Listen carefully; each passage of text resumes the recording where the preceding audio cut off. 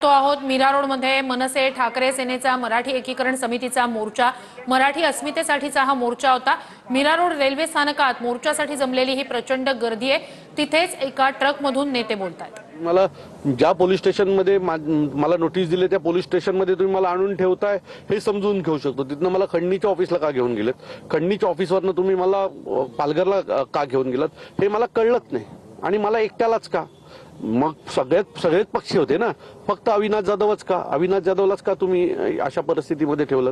So हे सगळं जे आहे ते दबावाच्या राजकारणाखाली झालेली गोष्ट आहे। आणि शेवटी आम्ही राज ठाकरेंचे कार्यकर्ते आहोत आणि जे काही 5 तारखेनंतर सरकारला जी काही धडकी बसली मराठी माणसाची ना, त्यातून बहुतेक मला एवढे पोलीस स्टेशन आणि या सगळ्या गोष्टी करायला लावल्या असतील। अविनाशजी, निश्चितच आपला महाराष्ट्र आहे, महाराष्ट्रामध्ये तुमचा जो मोर्चा होता हा मराठीसाठीचा मोर्चा होता। महाराष्ट्रातल्या मीरा भाईंदर मध्ये आम्ही मराठीसाठी मोर्चा काढत होतो।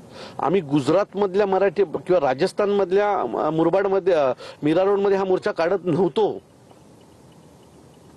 सो मला असं वाटतं की जे झालं ते चुकीचं आहे। बघूया आता तुमची पुढची भूमिका काय असणार? मोर्चाच्या इथे चालू, आता लोकांना भेटणार, माझ्या लोकांना।